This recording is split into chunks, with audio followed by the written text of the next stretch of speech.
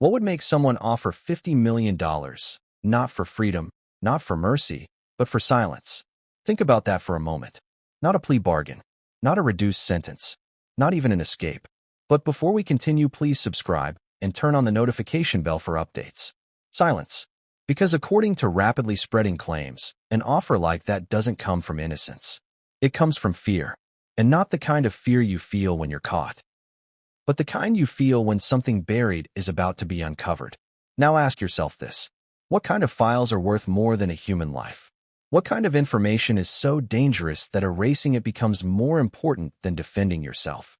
And what kind of family reaches a point where money becomes the last language anyone speaks? Because just days ago, a quiet, wealthy neighborhood in Brentwood became the epicenter of a story that refuses to stay contained. A story layered with bloodshed, alleged betrayal, whispered warnings, and a shocking claim that has sent online investigators into a frenzy. Rob Reiner, 78. His wife Michelle, 70. Found dead inside their $13.5 million estate. Multiple sharp force injuries. Homicide. Those words alone would have been enough to dominate headlines. But this story didn't stop at the crime scene. It accelerated, twisted, split into competing narratives that now collide with a single explosive allegation. That someone tried to make the evidence disappear. And not quietly, not subtly, but with an alleged offer so large it sounds unreal. $50 million.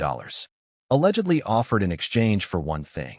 The erasure of files tied to Rob Reiner and his wife. Files said to be in federal hands. Files someone believed could be wiped away like fingerprints from glass.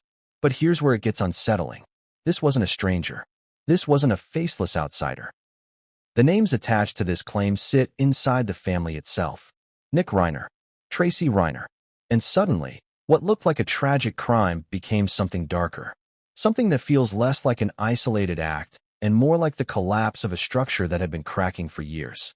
Let's slow down. Because stories like this don't begin with violence. They begin with silence. With things not said. With tensions brushed aside because confronting them would be too uncomfortable, too disruptive, too dangerous. In the hours after the bodies were discovered, the public was given fragments, police statements, carefully worded reports, a basic timeline. But beneath that official surface, something else was happening. Online chatter exploded. Alleged leaks surfaced. Old interviews were re-examined. Family dynamics that once seemed harmless suddenly felt ominous. And then came the claim that changed everything. That there were files. That those files mattered. And that someone believed money could make them vanish. Here's the part few people are asking out loud. If the files were meaningless, why try to erase them at all? If they were harmless, why offer a sum so massive it would raise alarms instantly? And if this was truly about damage control, why wait until after two people were already dead? This is where the story stops being about what happened that night and starts being about what may have been happening long before it. Because according to reports, the bodies were discovered by the Reiner's daughter, Romy, just 27 years old. Imagine that moment. The shock, the disbelief, the sudden realization that nothing about your life will ever be normal again. But what made investigators pause was not just what she found. It was what she allegedly said next. That there was a dangerous family member. That someone should be considered a suspect. Think about how heavy that accusation is. This wasn't a neighbor. Not a random intruder. Not a mystery silhouette caught on a blurry camera. This was a warning from inside the family itself. And that warning now sits at the center of a growing storm of contradictions. Because while one narrative suggests shock and chaos, another suggests prior concern, prior fear, prior awareness that something was wrong. So which version is true? And why do they feel so incompatible? Here's another detail that refuses to be ignored. Nick Reiner wasn't just connected to the home. He lived on the property, in the guest house. Close enough to hear, close enough to know, close enough to be involved, or to be accused. That proximity alone doesn't prove anything. But in cases like this, proximity becomes pressure. It sharpens every question. It turns coincidence into suspicion. And now, layered on top of that, comes the allegation of a financial offer made after the fact. Not before, after, which raises a chilling possibility. Was the offer an act of panic? Or was it the continuation of something already in motion? Because erasing files isn't about undoing a crime. It's about controlling a narrative. It's about deciding what the world gets to know and what it never sees. Let's talk about those files. We're not talking about a diary, or personal letters, or embarrassing photos. The claim suggests federal-level material, records, digital traces, possibly things that were never meant to be public. And that's important, because the FBI doesn't hold files casually. They don't store information without cause, which means if files existed, they existed for a reason. So why would anyone believe they could simply be erased? Why would someone think $50 million could override protocol, law, and institutional memory? Unless they believed something else. Unless they believed someone would say yes. That belief alone opens an entirely new set of questions. Who was approached? How was the offer allegedly communicated? And what made the person offering it think it might work? And then there's Tracy Reiner, a name now circulating with the word accomplice attached, not as a proven fact, but as an allegation that has ignited debate and speculation. What does accomplice even mean in this context? Does it mean action? Does it mean knowledge? Does it mean silence? Because not all involvement looks the same. Sometimes it looks like protection. Sometimes it looks like omission. Sometimes it looks like trying to clean up after something irreversible has already happened. And here's where the emotional weight of this story truly sets in. This wasn't just about money. It wasn't just about files. It was about family, about what people will do to protect themselves, about what they will sacrifice to preserve an image, about how far loyalty stretches before it snaps. Ask yourself this. If you believed a document could destroy everything you knew, your freedom, your reputation, your future, what would you offer to make it disappear? And would $50 million feel like too much or not enough? Because what makes this story so disturbing is not just the allegation itself, but the timing. The offer, according to claims, came when it was already too late. The damage was done. The bodies were found. The investigation was underway. Which suggests the offer wasn't about prevention. It was about containment. And containment is what people attempt when they realize the truth is moving faster than they can. This is why the phrase "erase the files" hits so hard. Erasure implies desperation. It implies urgency. It implies the belief that if the past can be wiped clean, the future might still be salvageable. But history doesn't work that way, and neither do investigations. Every deletion leaves a trace. Every erased file creates a gap. Every attempt to hide something tells investigators exactly where to look. Which brings us back to the opening question. What were they so afraid of? Because as this story unfolds, one thing becomes clear. The violence may have been the climax, but it was not the beginning. The beginning lies in decisions made quietly, in conversations never recorded, in warnings allegedly given but not fully acted upon.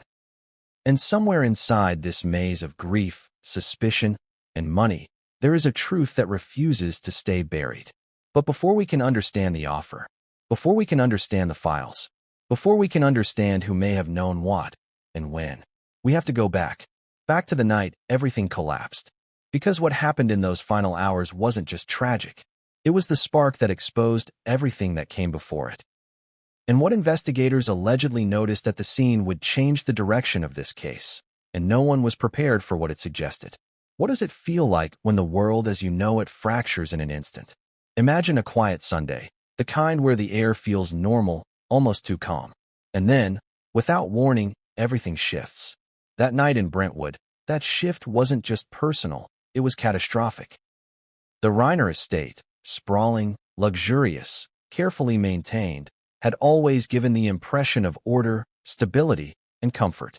Guests would walk in and see nothing but elegance, polished floors, ornate furniture, artwork lining the walls. It was the kind of home that whispers prestige, not danger. But beneath that carefully curated exterior, tension allegedly simmered, hidden from the world and perhaps even from themselves. On the evening of Sunday, December 14th, the air carried an unusual chill. Friends and neighbors later reported noticing unusual activity. Cars arriving at odd hours, lights flickering on and off in the guest house, and a silence that felt too heavy to be normal. Romy Reiner, the daughter, 27, would later recall the night as a haze of confusion and dread, though the precise moments remained fragmented in memory. It was Romy who reportedly discovered the unimaginable. Her father and stepmother, found with multiple sharp force injuries. Homicide was the official manner of death, and the cause was precisely documented, but the emotional resonance went far beyond any official report. For a young woman in her 20s, to confront such violence inside your family home is a moment that reshapes everything. That is a trauma that lingers indefinitely. But the scene itself told investigators something crucial. There were signs of disturbance, but oddly, no overt struggle in certain areas. Some items appeared deliberately moved, others untouched. In cases like this, these seemingly minor details become critical because they hint at intentions, timing, and presence. One moment in a home can reveal more than a week of questioning. Investigators noted that the guest house, where Nick Reiner lived, was central to understanding what happened. Proximity alone raised questions. Who could access it, and when? And more importantly, what was happening in the hours leading up to the tragedy? While speculation swirled, a few elements became immediately clear. The act was violent, sudden, and deeply personal. And then there was the alleged financial element, a detail that would emerge later, but which ties directly into the night's events. Money, documents, and desperation.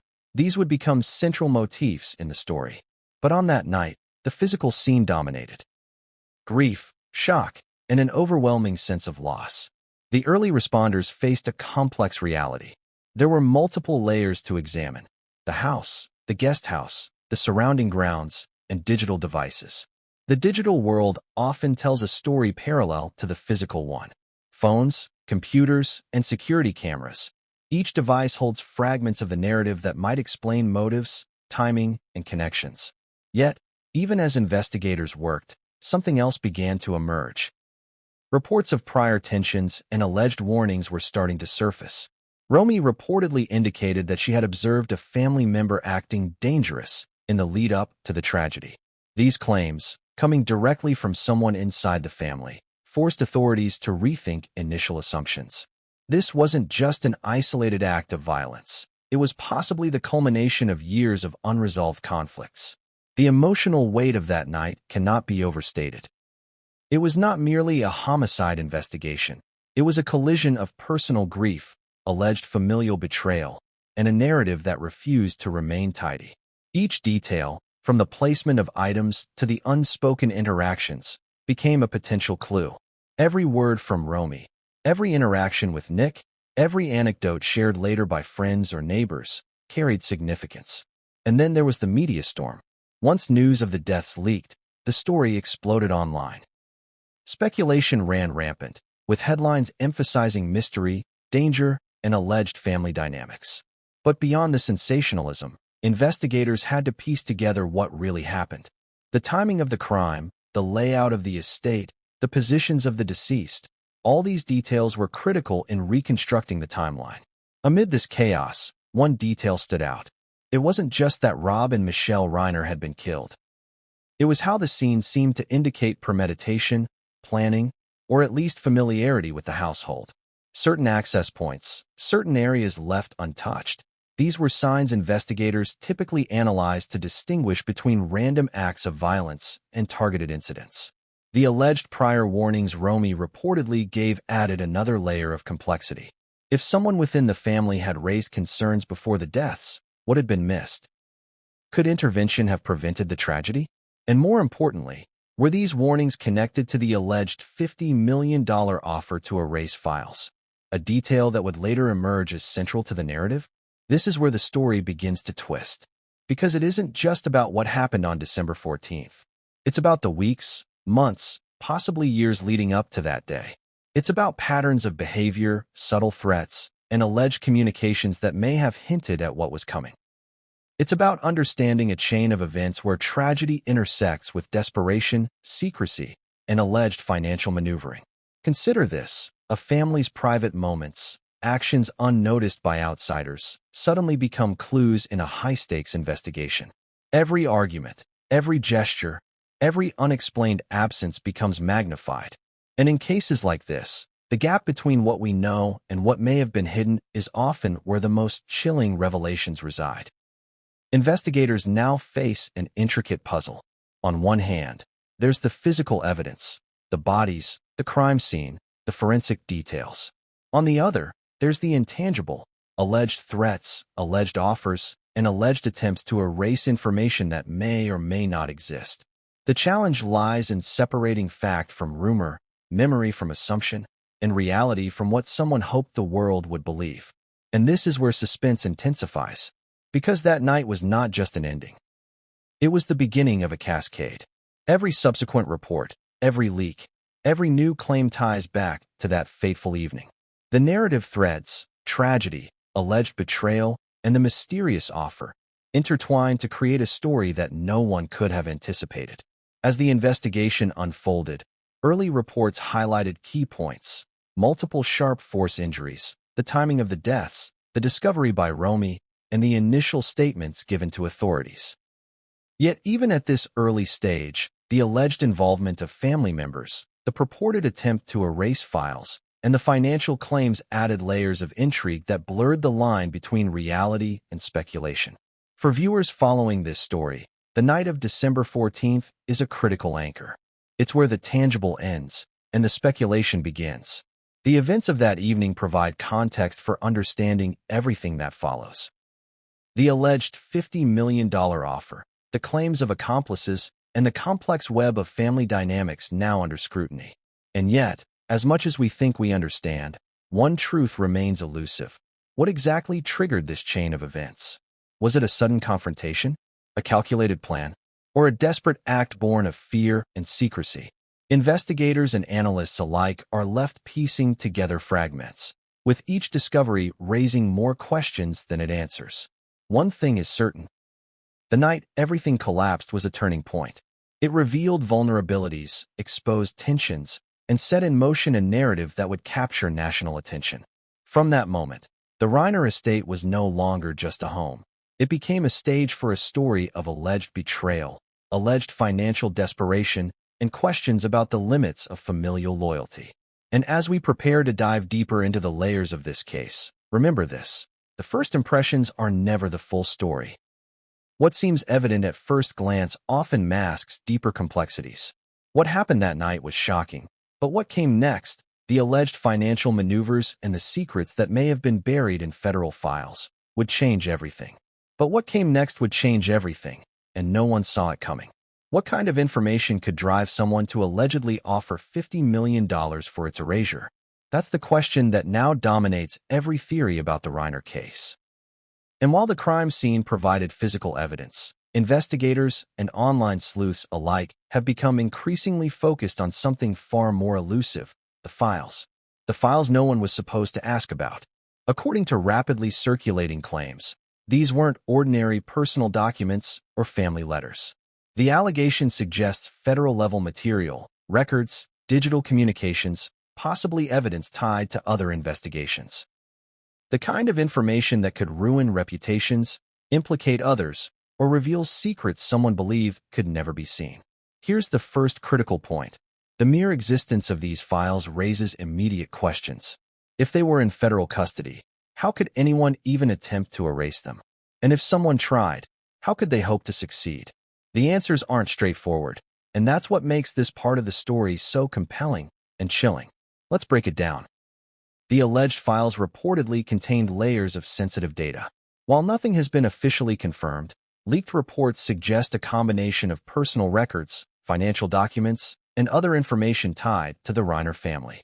Each document, each digital trace, could tell a story someone might go to extreme lengths to suppress. But why would money become the proposed solution? Consider this. In high-stakes situations, offers like the alleged $50 million are rarely about the sum itself. They are symbolic. They are a statement of urgency, of desperation, of the lengths someone is willing to go to regain control over a narrative. The offer implies belief in both the file's significance and in someone's willingness to act, or at least pretend to act, on them. Now let's think about the psychology behind this alleged attempt. Erasing files isn't just a practical action. It's a symbolic one. It suggests fear, guilt, and anticipation of exposure. In this context, the files become more than information. They become a representation of everything the alleged perpetrators are trying to hide, everything they believe could unravel them if revealed. Investigators reportedly noted inconsistencies surrounding access to the files. Who could handle them? Who knew they existed? And why would a family member be involved in attempts to erase them? Every one of these questions opens a new layer of complexity. And in high-profile cases, complexity often hides the most disturbing truths. Consider the following: deleting a document, wiping a server, or attempting to erase digital traces isn't simple. Every deletion leaves a footprint. Every alteration can be traced. And yet, according to claims, someone allegedly believed they could achieve complete erasure, an act of either arrogance, ignorance, or calculated desperation. But let's zoom out for a moment. Why would such files even exist in the first place? There are many possibilities. Legal disputes, financial audits, communications with federal authorities, or evidence from unrelated investigations. Each potential origin amplifies the stakes. Because if the files were as sensitive as alleged, anyone attempting to manipulate or erase them would be entering dangerous territory. And that brings us to another critical angle: the human factor. The files, no matter how significant, do not act on their own. People do. Allegations suggest that family members were involved in discussions about the files, their significance, and possible methods of erasure. This creates a tangled web where personal relationships, legal risk, and alleged criminal intent intersect. It's also worth noting the timing of the alleged offer. According to reports, it didn't come before the tragedy, it came after, which suggests the files were not just a hypothetical concern but a real, perceived threat in the immediate aftermath. And that raises another chilling possibility. If someone felt desperate enough to propose erasure after a double homicide, what does that imply about what they knew or believed? Now, the question of accountability arises. Allegedly, these files could implicate others. Could they reveal secrets that reach beyond the immediate family? Could they suggest a broader network of involvement?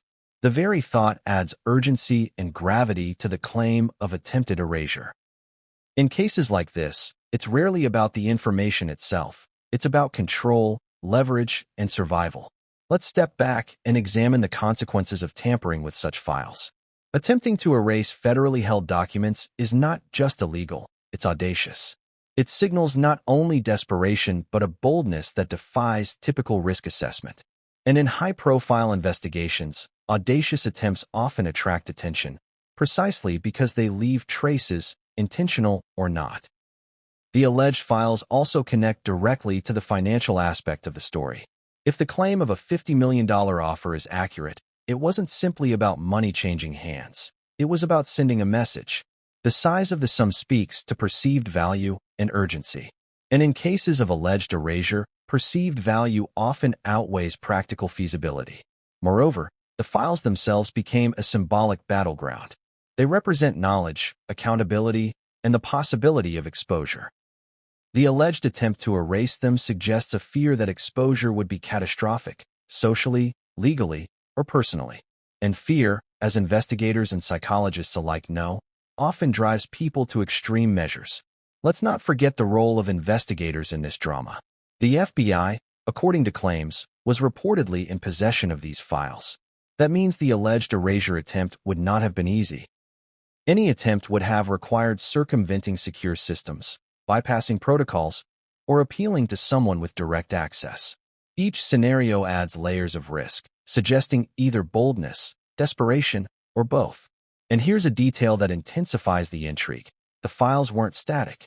Information evolves, and in digital form, even deleted files can leave metadata, logs, or residual traces. Which means that even if someone tried to erase them, the very attempt could provide investigators with additional clues. Ironically, the more aggressive the alleged attempt, the more it could backfire. Now, think about the family dynamics. Allegations suggest that multiple members were aware of the file's existence and significance. This complicates the narrative because it introduces conflicting motivations, loyalty issues, and potential cover-ups. In families, knowledge is rarely evenly distributed. Who knew what and when? And how did fear or ambition influence decisions? All of this sets the stage for one of the most dramatic elements of the case: the intersection of family, money, and federal-level secrecy. Here, the alleged files are more than documents. They are symbols of power, control, and desperation. The alleged attempt to erase them becomes not just a legal concern, but a psychological and emotional one, exposing the fragility of relationships under extreme stress. And yet, despite the magnitude of these alleged files, one fact remains elusive: their exact content. What is in them? What makes them worth such a staggering offer? Investigators and analysts can only speculate, drawing from leaks, rumors, and patterns of behavior. This uncertainty amplifies tension, because in the absence of certainty, imagination fills the gaps, and the imagination is rarely gentle. The files, therefore, are both the center and the periphery of the story. They are the alleged trigger for desperate action, the justification for audacious claims, and the measure of perceived risk. And while no one outside official channels may know precisely what they contain, their presence in the narrative transforms this from a simple crime into a multi-layered story of secrecy, fear, and attempted control. Consider this for a moment. If the files were truly eradicable, what would remain?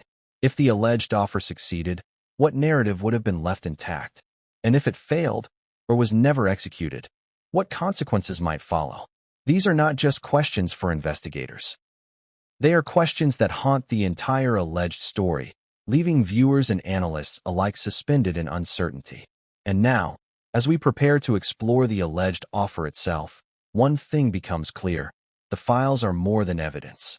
They are the linchpin of this narrative. They represent the stakes, the fear, and the desperation that allegedly motivated actions no outsider could easily predict. But the most critical question remains. If someone was willing to pay $50 million to erase them, what were they so afraid of revealing? And what came next would make investigators, and the public, question everything they thought they understood about this family, this tragedy, and the alleged desperation behind it. Why would anyone offer $50 million for something that isn't theirs? That's the question now at the heart of this story. Not just the what happened of that night, but the what would you do if you believed someone held the power to destroy your life, your reputation, or your freedom. The alleged $50 million offer isn't just about money. It's about fear, desperation, and the illusion that wealth can erase consequences. Let's start with the basics. According to circulating reports, someone, allegedly a family member, proposed this sum in exchange for erasing files connected to Rob Reiner and his wife, Michelle. The alleged files, said to reside with federal authorities, reportedly contained information so sensitive that silence became more valuable than life itself. $50 million was the purported price for that silence. Consider the scale of that figure. $50 million. For context, that's more than most people will earn in multiple lifetimes. It's enough to buy multiple properties, fund businesses, or live in luxury indefinitely. And yet, in the alleged scenario, it wasn't enough to buy peace of mind, justice, or perhaps even safety. That is the haunting paradox of this claim. The offer, if it indeed occurred, implies two things. First, that the alleged filer believed the files were critical, so critical that erasing them justified an astronomical sum. Second, that the alleged filer believed someone might accept this offer, someone capable of manipulating or deleting information held under federal control. Both points, if true, suggest not only desperation but audacious confidence. Why such audacity? Fear has a strange logic. When people believe the stakes are existential, when exposure could lead to legal ruin, social disgrace, or personal danger, they often escalate in ways outsiders can scarcely imagine. In this case, the alleged $50 million offer reads as a peak of escalation, not negotiation, not subtle influence, but a blunt declaration of urgency and intent. But who is allegedly involved? Reports suggest two names within the family: Nick Reiner, reportedly living in the estate guest house, and Tracy Reiner. Both names are tied to the alleged offer in public discourse. And here's where the narrative thickens. These are not outside actors. These are individuals who, according to reports, had intimate access to the family dynamics, to the home, and possibly to knowledge about the files themselves. That access adds layers of complexity to the alleged scenario. Think about the psychology at play. Attempting to erase files is a statement. You fear exposure, you believe the information can ruin you, and you are willing to deploy resources beyond reason, to prevent it. Money becomes a language, a tool to convey urgency, and an instrument of persuasion. The larger the sum, the more desperate the message. I cannot allow this to exist. Yet, in high-stakes situations, audacity often carries risk. Offering $50 million in exchange for federal-held files isn't simply a conversation, it's a red flag. Such an attempt could trigger intense scrutiny, legal consequences, and even additional investigations. And in this alleged case, investigators reportedly began to view the offer itself as a clue, a marker of desperation and a signal of what might have motivated actions surrounding the tragic deaths. Now, consider the implications. An offer of this magnitude suggests someone believed the files were not just sensitive, but potentially explosive. Something in them, if revealed, could have consequences far beyond the immediate family. Could they implicate others? Could they unravel relationships or expose financial mismanagement? The stakes implied by the alleged $50 million offer force observers to imagine the worst. It's also important to understand the timing. According to reports, the alleged offer came after the deaths of Rob and Michelle. That detail is critical. It suggests the alleged attempt at erasure was not about prevention, it was about containment. After the tragedy, the files represented a liability, a potential narrative threat, and the alleged offer of $50 million was, in essence, a desperate attempt to control what could be known. But money alone is never enough. Even an astronomical sum cannot erase the past. It cannot undo actions, silence witnesses, or remove evidence that exists outside one's control. And yet, desperation can blind people to these realities. In the alleged scenario, the offer becomes a measure of perceived risk and the intensity of fear. $50 million is almost a symbolic gesture of the perceived magnitude of the threat. The alleged offer also highlights power dynamics. In families, power can shift subtly over time, especially when secrets, finances, and inheritance intersect. Allegations suggest that those involved believe they could leverage wealth to assert control, to manipulate outcomes, or to influence decisions regarding the files. The offer becomes a lens through which to view not just financial desperation, but relational and psychological desperation as well. Now, let's analyze the possible impact of such an offer. If the files could truly be erased, the alleged offer represents an attempt to rewrite history, to control a narrative before it could fully surface, to prevent discovery and exposure. But if unsuccessful, which, in federal contexts, it almost certainly would be, the offer itself becomes evidence of intent, desperation, and consciousness of potential wrongdoing. In essence, it escalates scrutiny rather than diminishes it. And here's the striking paradox. The higher the stakes, the more likely attempts at control will fail. High sums, high visibility, and audacious moves tend to attract attention. And in this alleged case, the offer, whether real or speculative, functions as a dramatic escalation of the narrative already in motion, a signal that someone feared exposure to an extraordinary degree. Another angle to consider: why this figure? 50 million is precise enough to seem serious, yet round enough to suggest symbolic weight. It is not a casual gesture. It is a calculated declaration, a metric of urgency, and a signal of resources that could be mobilized. It forces those who hear of it to pause, to recognize the scale, and to infer the perceived stakes. The alleged offer also forces a reconsideration of family dynamics. Relationships are complicated in any household, but when wealth, secrecy, and fear intersect, they can become combustible. Allegations of collaboration, alleged complicity, and the desperation behind the offer all highlight the tension between loyalty, self-preservation, and perceived obligation. The alleged attempt to erase files becomes as much a story about relational psychology as about financial strategy. And yet, despite the audacity, the alleged offer raises the ultimate question: what were they so afraid of? Because offering $50 million is not a casual gesture. It is an acknowledgement of perceived danger. It is a confession, in its own way, of the value and potency of the files. And that value, that perceived threat, is what drives the story forward. In essence, the alleged $50 million offer is the fulcrum of the narrative. It represents fear, desperation, audacity, and a perceived existential threat. It's a claim that, if true, illuminates the stakes, the desperation, and the lengths someone might go to control information. And while investigators continue to piece together the sequence of events, the alleged offer itself becomes both a clue and a symbol, a stark measure of the tension and drama surrounding this tragedy. And as we transition into exploring family fractures and alleged betrayals in the next chapter, one fact remains undeniable. When money enters the narrative at this scale, ordinary conflicts are amplified, secrets become urgent, and desperation shapes choices in ways that can have irreversible consequences. But what came next would reveal cracks in trust, loyalties questioned, and alliances that may have shifted under the shadow of fear, and no one saw it coming. Every family has cracks. Some are barely visible, hidden beneath laughter at the dinner table or exchanged smiles at birthdays. Others are deeper, the kind that grow over years, fueled by unspoken grievances, resentment, or betrayal. In the Reiner household, according to allegations and reports, those cracks weren't just present, they were widening. And the tragedy of December 14th didn't create the fractures, it revealed them. Let's start with the obvious. Families are complicated, but high-profile families, wealthy households, and households with history in the public eye carry an extra layer of pressure. Expectations, inheritance, reputation, all of these factors weigh on relationships.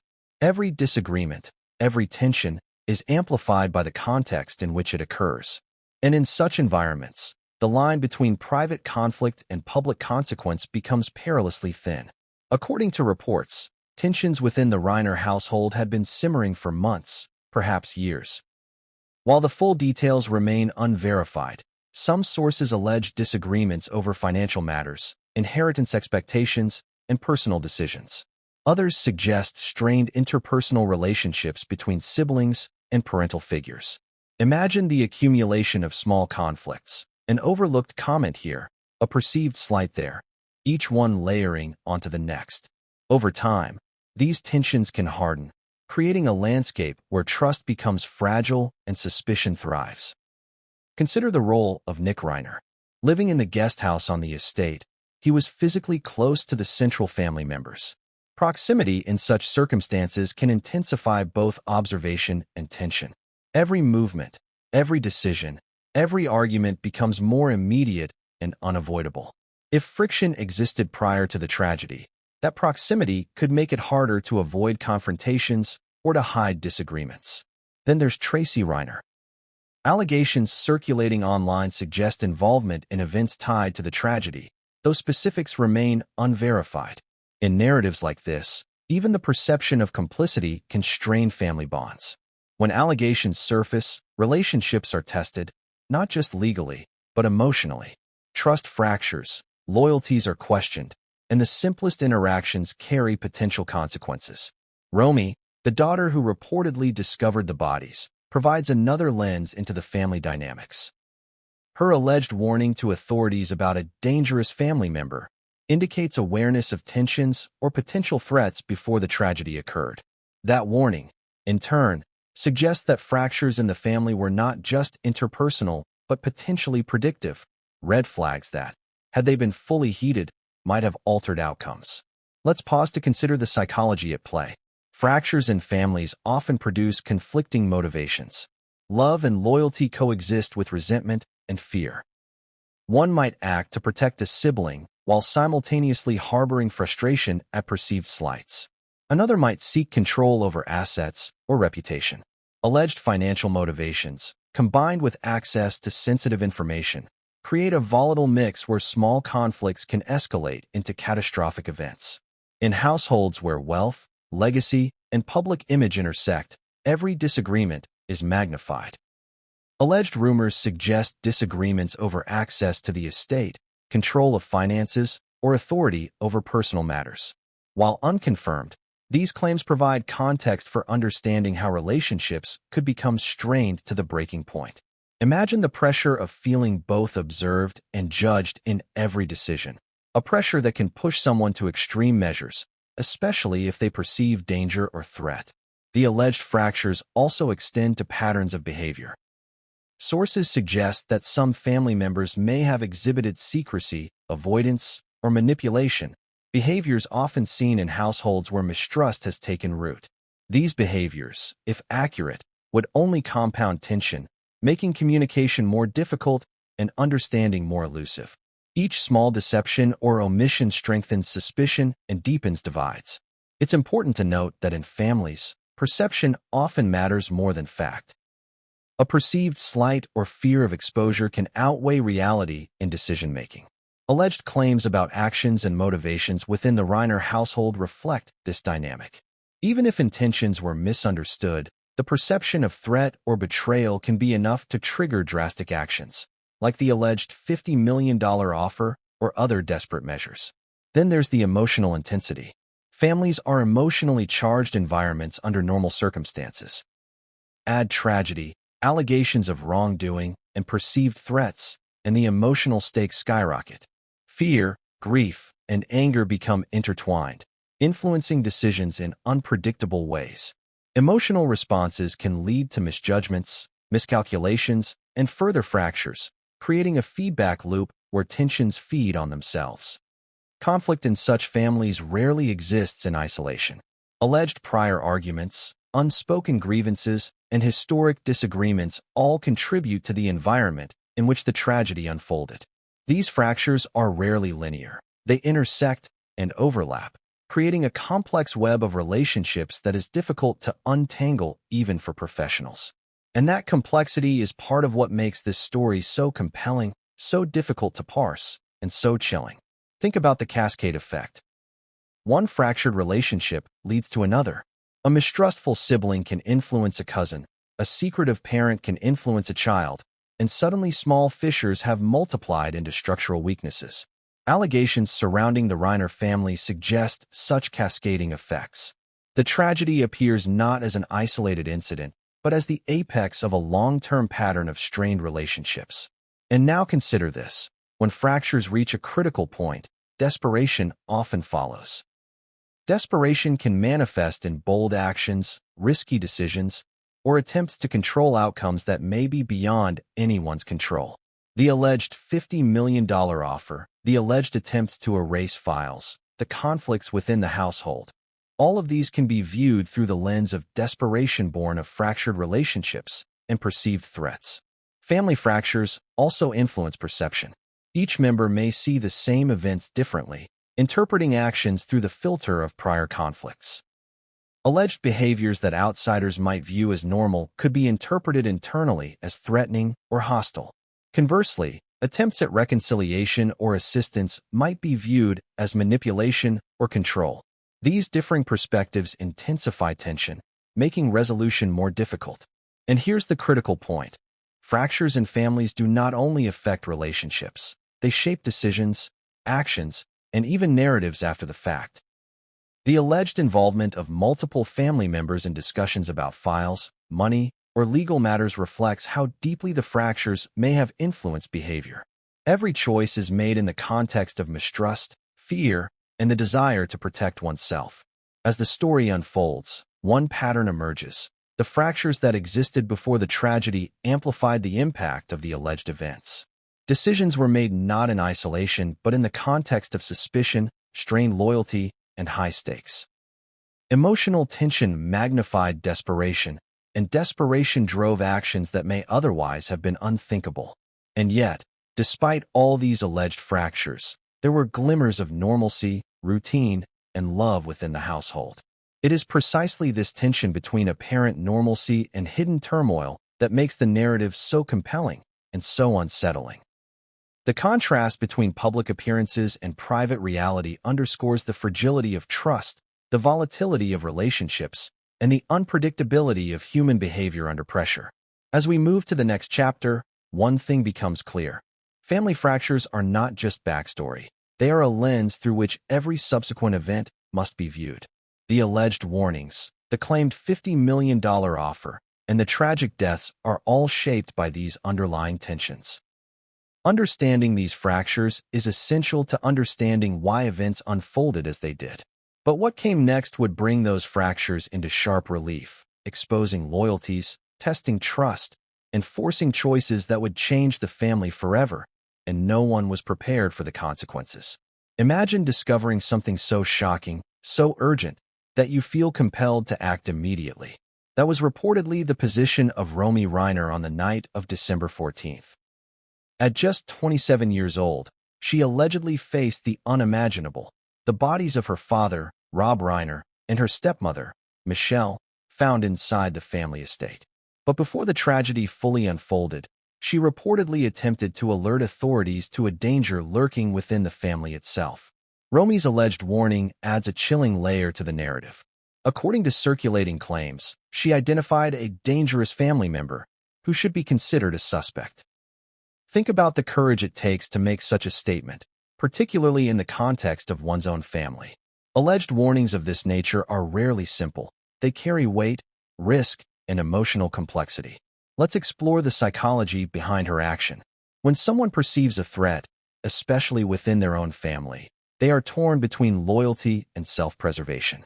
Alleged reports suggest Romy experienced exactly this tension. She reportedly knew that reporting concerns could have lasting consequences for family relationships, yet the urgency of the danger she perceived outweighed those concerns. The warning also raises significant questions for investigators and observers alike. Was it heeded? Was it fully understood? Or was it dismissed, partially ignored, or misinterpreted? In cases involving family dynamics, perceived threats are often complicated by emotional bias. Alleged warnings may be questioned, minimized, or doubted, which can delay critical intervention. But why was Romy in a position to observe danger? Proximity plays a role. Living within the estate's environment, even peripherally, she would have noticed unusual behaviors, overheard conversations, or sensed tension escalating. Allegedly, her awareness of prior conflicts, financial disputes, or personal animosities informed her perception of risk. She reportedly did not act lightly. The alleged warning suggests she had reason to believe an imminent threat existed. Consider the timing. Her warning, made before authorities fully discovered the scene, could have been pivotal. Yet, according to reports, events moved quickly, leaving little opportunity for preventive measures. In high-stakes situations, early warnings are often the difference between containment and catastrophe. That Romy reportedly acted at all indicates an acute awareness of the seriousness of the threat. Furthermore, the warning itself highlights the complexity of family loyalty under extreme circumstances. Allegedly identifying a family member as dangerous is not a decision made casually. It implies recognition of behaviors or intentions that could lead to harm. In this case, the alleged warning underscores the gravity of perceived internal threats within the household. Let's examine the implications.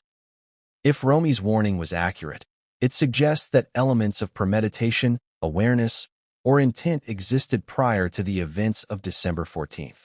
In criminal investigations, early warnings are often critical evidence, helping to establish motive, foreseeability, and awareness. Allegedly, her insight provides a lens through which the tragedy can be understood, highlighting how internal tensions may have escalated. At the same time, the warning creates a dramatic narrative tension. For the audience, it raises questions. Why wasn't the threat addressed? Why did tragedy occur despite prior concern? The alleged warning serves as a narrative pivot, drawing attention to decisions or indecisions that may have influenced the outcome. Psychologically, the alleged warning demonstrates the burden of knowledge. Carrying awareness of potential danger is a heavy emotional weight, particularly when familial bonds are involved. Allegedly, Romy had to navigate the tension between fear for her own safety, loyalty to her family, and the moral imperative to act. That combination of factors creates a narrative filled with suspense, moral complexity, and human vulnerability. The alleged warning also intersects with the theme of secrecy and attempted control. If family members were involved in attempts to erase files or influence the narrative, Romy's intervention represents a counterforce. A voice attempting to assert truth over secrecy. The juxtaposition of alleged suppression and alleged disclosure creates a compelling tension central to the unfolding story. From an investigative perspective, alleged prior warnings are crucial. They help establish patterns of behavior, identify potential suspects, and reveal context for decisions made leading up to a tragedy. Romy's alleged alert, therefore, is not merely a personal anecdote. It is a thread that connects to larger claims about family fractures, desperation, and potential motives. Another important angle involves communication channels. Allegedly, Romy had to decide not only to recognize the threat, but also how to communicate it. Choosing to alert authorities requires trust in their response and confidence in their ability to act. Reports suggest she did so, emphasizing the seriousness of her concern. The effectiveness of that communication, however, is complicated by procedural limitations, human judgment, and timing. Consider also the narrative impact. Romy's alleged warning reframes the tragedy from an isolated act of violence to an event that may have been anticipated. It shifts attention to patterns of behavior, prior tensions, and perceived danger. In stories of this nature, early warnings often serve as foreshadowing, highlighting how knowledge, inaction, or misinterpretation can influence outcomes. Emotionally, her action introduces a layer of moral weight, allegedly attempting to prevent harm while navigating personal and familial loyalty underscores the human complexity in high-stakes tragedies. It reminds us that even within families, there are actors who seek to intervene, who attempt to act responsibly, and who bear the burden of foresight in moments of crisis. And yet, despite her alleged efforts, the tragedy occurred. This contrast between attempted prevention and actual outcome intensifies the narrative tension. It highlights the unpredictability of human behavior, the limits of control, and the devastating consequences of fractures, secrecy, and desperation. Romy's alleged warning also sets the stage for subsequent events, including claims of financial desperation, attempted erasure of files, and allegations of complicity. It serves as a connective thread, linking perceived threats to the alleged extreme actions taken by family members. Without understanding the warning, the narrative of the alleged $50 million offer and the motivations behind it loses context. Finally, the warning emphasizes the theme of foresight versus hindsight. In real time, Romy allegedly acted based on observations, intuition, and concern. After the tragedy, observers reconstruct the narrative with the benefit of hindsight, interpreting every action, inaction, and warning through the lens of outcomes. That tension between what could have been and what actually happened deepens the emotional resonance and complexity of the story. But just as the warning illuminates internal danger, it also leads to another critical layer of complexity: the space within which these events unfolded. The Reiner estate, and specifically the guest house where Nick lived, would become central to investigators' inquiries. Physical proximity, environmental layout, and access points intersected with emotional tension, creating conditions ripe for escalation. And here's the cliffhanger that connects us to the next chapter. The warning was only the beginning. What happened after Romy raised her concerns, and how those alleged warnings intersected with desperate attempts to erase files, would reveal cracks in trust, test loyalties, and set the stage for decisions that would shape the narrative in ways no one could have anticipated. In every investigation, physical spaces tell a story. They reveal access, opportunity, and proximity in ways that words alone cannot. In the Reiner case, one location has captured extraordinary attention: the guest house where Nick Reiner, 32, reportedly lived.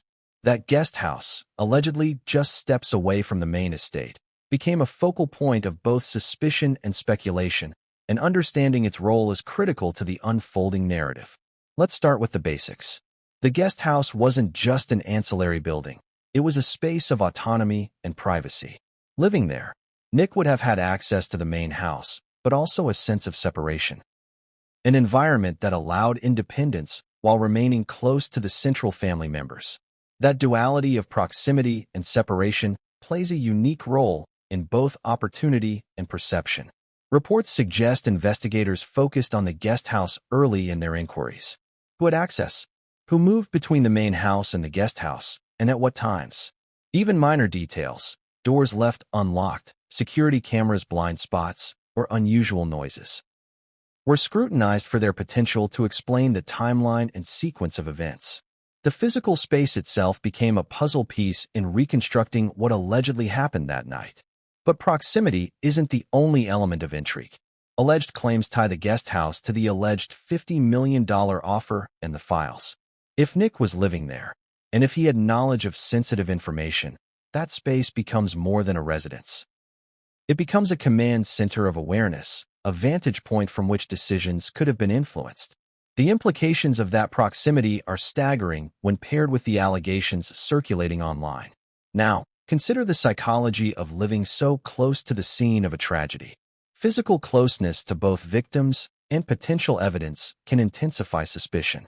It can blur boundaries between private and public, insider and outsider. And in families where tension and secrecy already exist, such proximity magnifies perceived risks, fears, and responsibilities. Every sound, every movement, every interaction takes on heightened significance. Investigators reportedly examined patterns of movement between the guest house and main estate. Timing, noise, and access became crucial variables. In high-profile cases, understanding spatial dynamics is as critical as understanding motives. Allegedly, the guest house's proximity allowed both opportunity and scrutiny, placing it at the epicenter of suspicion in ways both practical and symbolic. Let's delve deeper into symbolism. In narratives like this, spaces carry meaning. The guest house is not merely a building. It represents separation, autonomy, and potential concealment. In alleged claims of file erasure or financial desperation, it serves as the space where planning, decision-making, and observation may have occurred. That symbolism intensifies scrutiny, transforming bricks and mortar into narrative drivers. Another critical aspect is digital and physical access. Investigators reportedly focused on phones, computers, and security systems within the guest house. Digital footprints can reveal communications, intentions, and attempts at influence. Physical access, meanwhile, reveals who could have interacted with evidence, the main house, or other family members. The guest house, in this context, was a locus of both opportunity and vulnerability. Then there's the human element.